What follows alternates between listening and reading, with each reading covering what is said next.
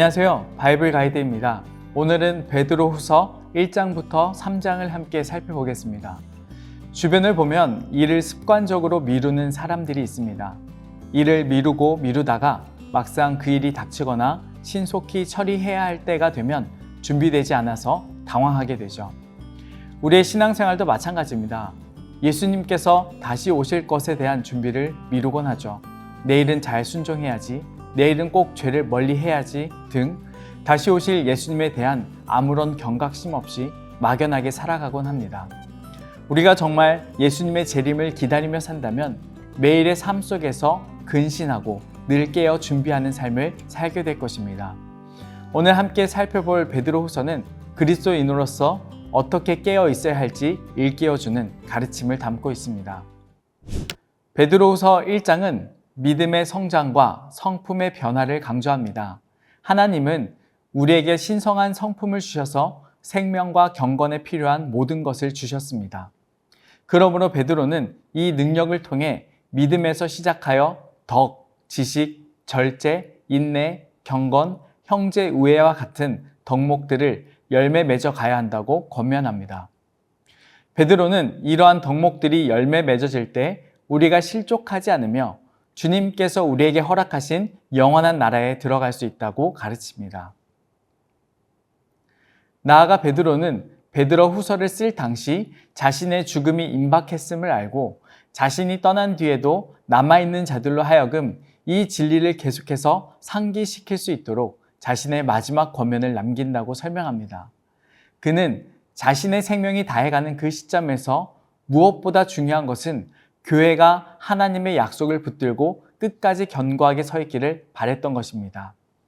그래서 베드로는 자신이 일평생 전한 그리스도에 대한 소식은 교묘하게 지어낸 이야기가 아니라 자신이 직접 예수 그리스도의 영광을 본 자로서 증언하는 확실한 진리임을 강조합니다.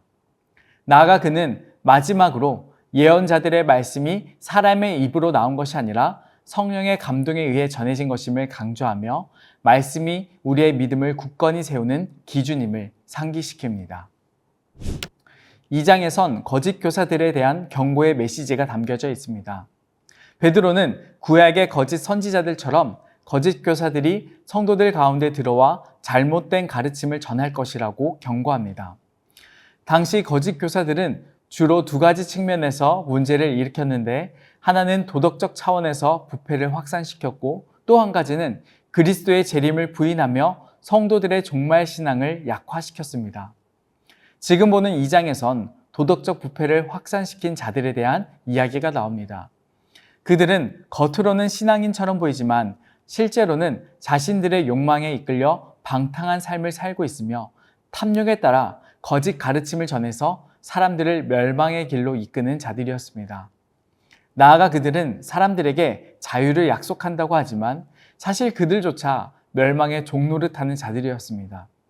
그래서 베드로는 믿음을 받아들이고도 그 죄악의 길로 돌아간 사람들을 향해 개가 토한 것에 돌아가고 돼지가 씻었다가 더러운 구덩이에 도로 누운 것과 같다고 표현을 하는 것입니다.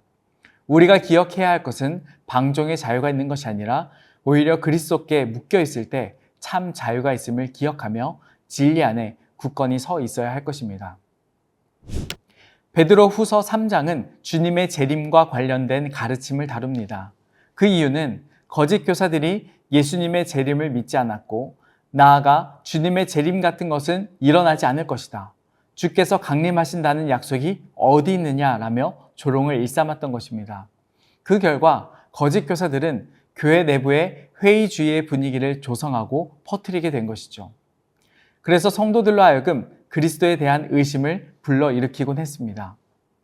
그러나 베드로는 주님께서 지체하시는 이유는 모든 사람이 회개하고 구원받기를 원하시기 때문이라고 설명하며 주님의 재림은 도둑같이 어느 날 갑작스럽게 임할 것이라고 가르칩니다. 그러므로 우리 또한 거룩과 경건의 행실로 주님을 맞이할 준비를 늘 해야 하는 것입니다. 베드로서 3장 13절 말씀입니다. 우리는 그의 약속대로 의가 있는 곳인 새 하늘과 새 땅을 바라보도다. 우리는 주님께서 다시 오신다는 약속을 믿고 신뢰하며 새 하늘과 새 땅을 바라보고 사는 사람들입니다. 그러므로 우리는 일상 속에 거룩과 경건을 실천하며 주님의 재림을 기다리는 자세를 가져야 합니다.